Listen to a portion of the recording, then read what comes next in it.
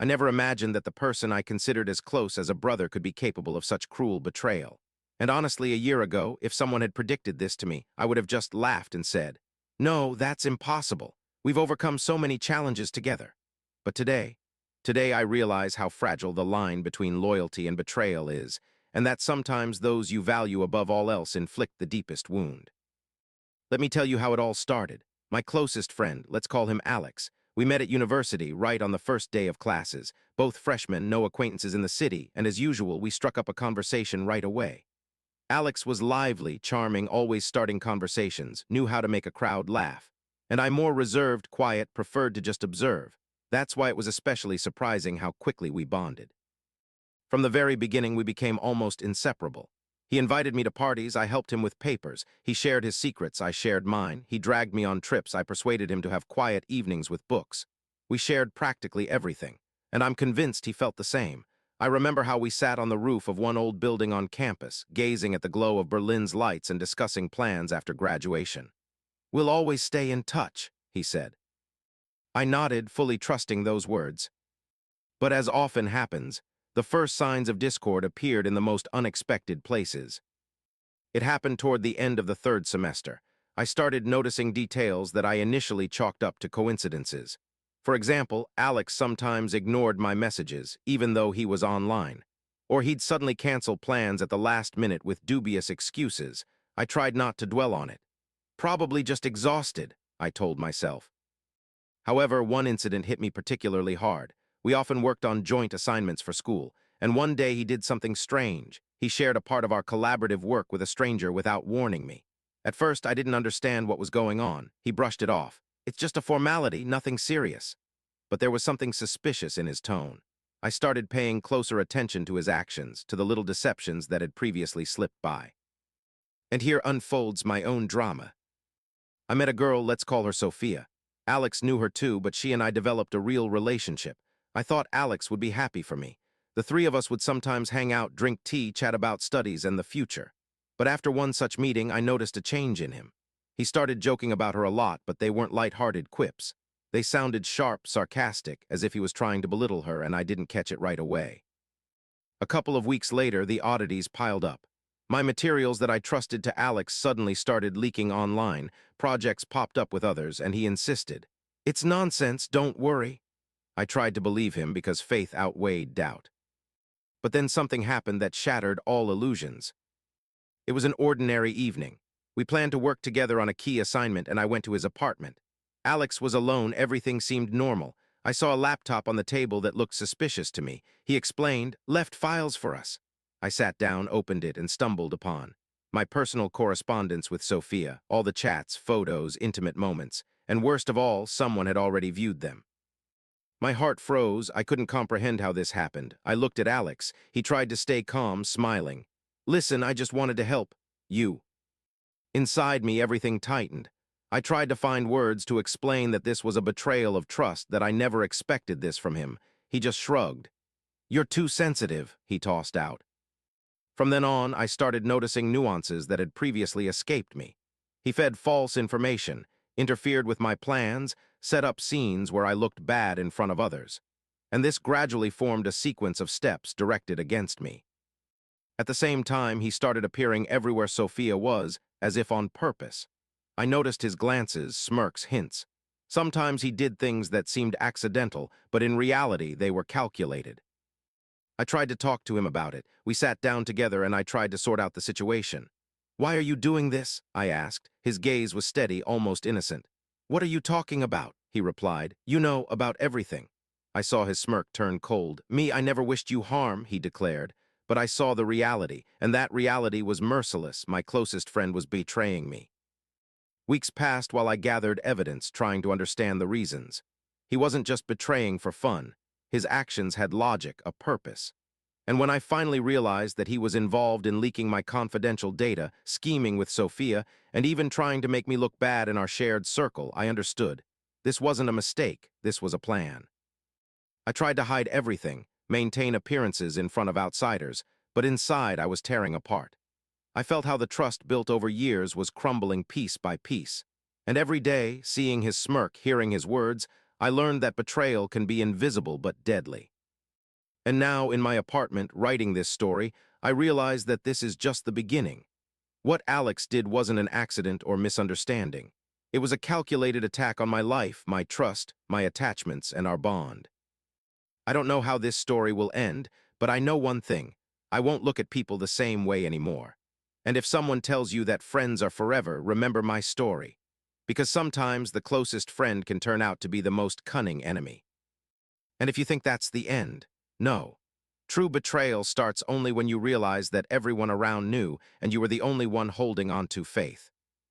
After I uncovered his intrusion into my private chats, I felt trapped. It seemed like every step I took was being tracked, analyzed, and then turned against me.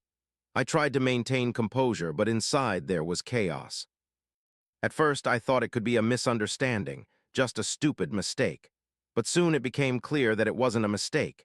It was a consistent plan, meticulously built by Alex. He knew how to manipulate people in my circle, how to put me in awkward positions, how to sow doubts in myself. And all this was done with astonishing ease. My faith in friends began to melt away. I noticed how others changed their behavior, as if they had information I didn't. And that scared me the most. I was sure Alex was sharing distorted versions of events with them, completely undermining my reputation. One day, I decided to test my suspicions. I started discreetly observing his actions, tracking where he went, who he met, what he posted on social media. And the deeper I dug, the darker the picture became. He was contacting my acquaintances, discussing me behind my back, setting me up in scenarios where I looked like the loser. And the scariest part, no one said a word to me. And then happened what I feared most. Sophia texted me late at night. "I'll remember those lines forever. We need to talk," he told. He told a lot of things about me, about us, and I don't know who to believe. My blood ran cold. She too began to waver. She too started losing faith. I met her the next morning. We sat in a cozy tea house, and I saw her eyes fill with tears.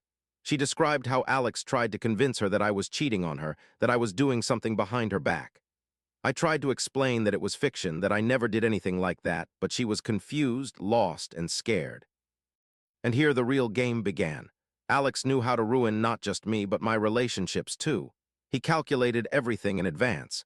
Every time I tried to justify myself when I sought to restore Sophia's faith, he already had a new attack plan. He knew my weak spots, my fears, my hesitations, and he used that against me. A few days later, I discovered that he had secretly copied parts of my personal archives, photos, and documents that could be turned against me. I realized he wasn't just joking, not just trying to cause emotional pain. He was laying the foundation for the total collapse of my life. Every day turned into a trial. I tried to maintain appearances, pretend everything was fine, as if I didn't notice his schemes. But inside, I was drained. I no longer knew who to trust, who to consider an ally, and who an enemy. And the harder I unraveled the events, the more complex the web became. And then happened what I feared most. Alex started spreading rumors that I was doing something illegal at university. My professors started giving me sideways glances. Some acquaintances began to pull away. And I realized this was a calculated campaign against my honor. I tried to fight back, explain, prove it was slander, but every move I made met a new barrier from Alex. He was always one step ahead, always prepared. I felt backed into a corner, but I understood that surrender wasn't an option. At some point, I dared a bold step. I started collecting evidence, screenshots, conversation records, chats, photos, everything that could support my truth and expose his betrayal. And the more I accumulated, the clearer I saw the scale of the disaster. Alex turned out to be much cleverer than I imagined. He manipulated not just acquaintances, not just Sophia, but people I never included in this game. He built an entire system of deception and falsehood that gradually enveloped my whole world. And I began to realize that if I didn't react harshly, I risked losing everything. And here the real battle began. I switched to covert actions, built tactics, anticipated moves ahead. I understood that open confrontation would only worsen things. He was too skilled at intrigue, too charismatic, too adept at convincing people. I started contacting those who believed me, showing evidence. Gradually but steadily, I began to restore faith. But Alex wasn't about to back down. He ramped up the pressure, spawned new rumors, invented new schemes. I saw him smirk when someone started doubting me. At one point, it seemed like I was at my limit. I felt I couldn't hold on, that my life was falling apart before my eyes. I started thinking that maybe the friendship with Alex was a mistake from the start. But then I remembered all the moments when we were true friends, when I relied on him with all my heart. And that motivated me to fight, not to let him erase me. And then the unexpected happened. I accidentally uncovered his next intrigue. He was trying to interfere in my work, set me up in front of management to take my place. Something broke inside me. I couldn't hide anymore. I realized it was time to come out into the open. I dared a direct confrontation. It was risky, frightening, but I knew that otherwise he'd continue his game until I was left in ruins. We met in a neutral place, the old Tiergarten where we often walked during university. I saw his smirk and immediately understood. He was expecting a showdown. He was convinced I'd break. I stared into his eyes and said, "I know everything." At first, he tried to grin, but then his gaze changed. He realized the game was lost, but he didn't surrender. He started justifying himself, turning it into a joke, but I saw his fear, his inner chaos. We talked for hours. I listened to every word, every apology, every attempt to manipulate me. And at some point, I realized that my life would change forever, that this conversation was a threshold beyond which there was no return. I could no longer be that naive guy who swallowed everything from his closest friend. I became stronger, more vigilant, more cautious. But what's ahead? How will this story end? Will I manage to rebuild my life and relationships, or will Alex find a new way to ruin me? These questions hang in the air, but one thing is clear: I won't be so trusting anymore, and I'll never let betrayal go unpunished again. After the conversation with Alex, I felt both liberation and anxiety. Liberation, because I finally met his gaze and understood I wasn't alone in this game. Anxiety, because I realized this is just the start. The game isn't over.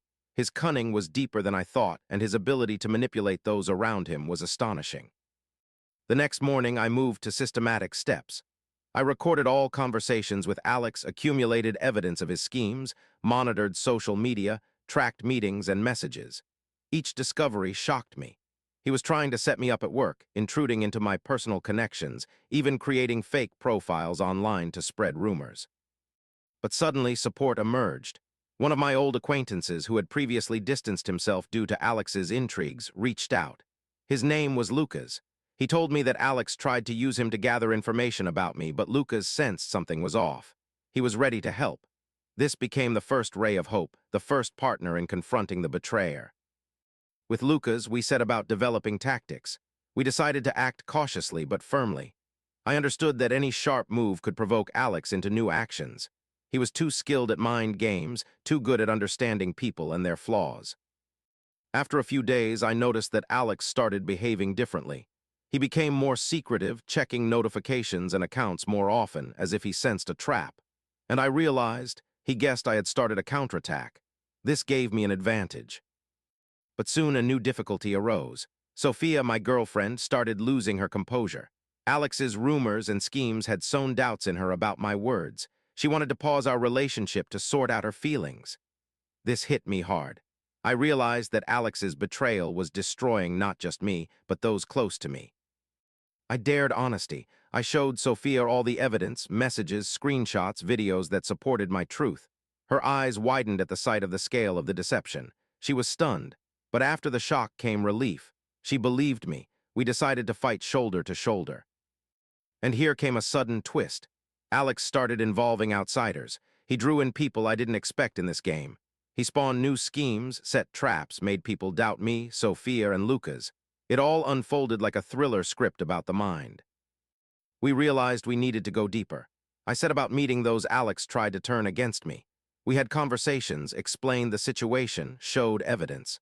Some were shocked, others didn't want to believe, but gradually the web of betrayal began to tear.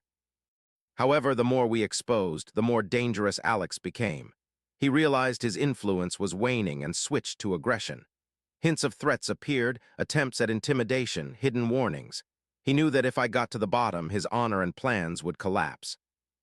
Then I moved to the next stage. I started documenting every action of his, not just for myself, but for potential legal action. I understood this could become an extreme measure of defense.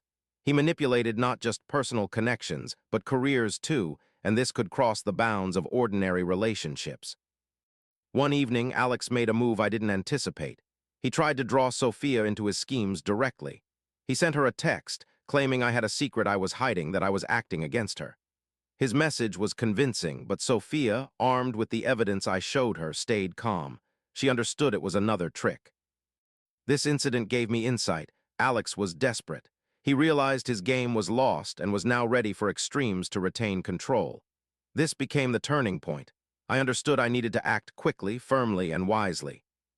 The following weeks resembled a spy detective. Sophia, Lucas, and I worked together to anticipate every move of Alex's, to predict his steps. We documented everything, accumulated evidence, built a plan for defense and exposing his true face. And then came the day that was supposed to be the climax. We organized a meeting with key figures Alex tried to use. At this meeting, we exposed the whole truth: his tricks, threats, false accusations, secret actions. People who had previously wavered began to understand the scale of the falsehood. Their response was overwhelming. Alex tried to fight back, justify himself, reduce it to a joke, but no one listened anymore. His reality was crumbling before his eyes. I saw his confidence melt into confusion, and I realized we succeeded. We exposed him. But even after that meeting, I knew the battle wasn't over. Alex could resort to new methods, could try to retaliate, could use even cleverer ways of manipulation. And I realized that now my life would never return to what it was. I became more vigilant, more attentive, learned to recognize subtle signs, learned to protect myself and my loved ones. But inside, there remained a wound that couldn't be healed by simple exposure. Betrayal left a scar, and I understood that trust is the most fragile weapon of a person. And now I wondered, how long would Alex weave new schemes, and how far would he go? Would I ever fully rebuild my life, or would his echo chase me forever? But one thing was clear: now I was armed with the truth, and that truth was my power. I would never let a betrayer ruin my life again. After the exposing meeting where Sophia, Lucas, and I presented everyone with the full truth about Alex, I felt relief. But it was fleeting, like dawn after a storm, when you realize the storm might still return. Alex disappeared for a couple of days, which in itself was alarming. He was too sly to just accept defeat. I knew. His silence was just a pause, preparation for a new move, and I wasn't wrong. One evening, an unfamiliar phone rang. On the line was Alex.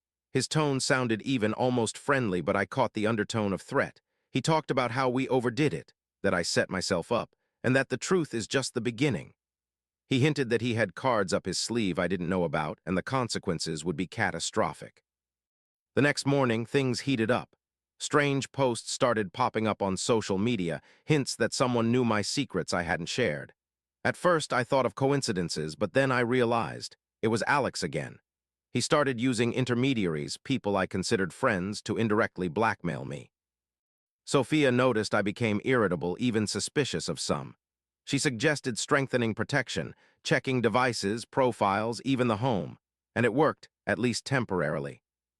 But then came a sudden twist. Lucas, my partner, reported that one of the key figures we thought was on our side was actually collaborating with Alex secretly. He was leaking information about our moves and plans to Alex. This betrayal hurt like a dagger in the back. It seemed every step we took could be betrayed. I decided it was time for harsher measures. I set about a thorough analysis of all past incidents, messages, meetings, to find Alex's flaws. I stumbled upon something unexpected. He had a network of people I hadn't noticed before, people capable of influencing events so that I appeared guilty. And then came the day when Alex made his key move. He tried to derail my career by sending fake complaints to my management. He also tried to inflate a public conflict involving colleagues and acquaintances. But I was prepared. All the evidence accumulated over weeks was at hand. When we met with management for explanations, Alex tried to convince them of my instability. He spoke confidently, building coherent but false arguments. But when I presented documents, messages, and even videos, his confidence began to wane. Colleagues and bosses started seeing the reality. And at that moment, the unexpected happened. Alex, realizing the plan's failure, resorted to extremes. He showed up at my home late in the evening. I saw his silhouette in the window. He tried to break in, but Sophia, who was home, sensed it in time and called the authorities. The authorities arrived in minutes and Alex was apprehended. But his expression was even, almost satisfied. He knew that even capture wasn't the end. He left a trail of threats, hints, and riddles that continued to press. After this incident, I realized the dispute with Alex wasn't just about betrayal. It was a game to break trust, to apply mental pressure. He aimed to break me, make me doubt myself and others. And the scariest part, he could try again. In the evening, after all the turmoil, I sat down with Sophia and Lucas to think about what next. We decided to fortify defenses, legally, socially, and emotionally. We started documenting every new contact with Alex, even indirect. And here came a shocking twist I didn't expect. Lucas reported that Alex tried to reach his family. He threatened, manipulated, tried to sow doubts in Lucas and even in us. We realized Alex was ready for extremes, and his goal was to erase us completely. In this acute situation, I felt a combination of horror and resolve. I realized I needed to act not just for self-defense, but for the complete dismantling of his network of tricks. We set about planning meetings with key figures from his circle to block every move of his. Alex tried to play on my emotional vulnerability, using Sophia as a target for mental pressure. He sent her notes, left strange gifts, arranged disturbing incidents. But Sophia grew stronger, believed in our truth. She no longer fell for his tricks. At the end of this chapter, I realized one thing. Alex would never be fully defeated as long as we gave him space in our lives. His betrayal was deep, and his slyness refined. But now I had a team, evidence, and tactics. And I knew that the next conversation with him would be the stunning climax, the moment of truth where everything would surface. We were prepared for a direct confrontation with Alex, for exposing all his schemes, for showing everyone who he really was. And I realized that after this moment, our lives would never return to what they were. But one thing was obvious. I would never let a betrayer control my life again. I felt the tension reach its peak. After everything that happened, Alex's betrayal, his tricks through intermediaries, threats to Lucas's family, Sophia, Lucas, and I were on the edge of emotional exhaustion. But I knew this was the final meeting, the moment of truth, and I couldn't let fear rule me. We calculated everything in detail. The meeting was to take place in a neutral zone, a tea house where Alex and I often crossed paths before and where cameras provided extra security. We invited several key witnesses, those who could confirm all his machinations, false accusations, and warnings. Alex arrived with a smirk full of confidence.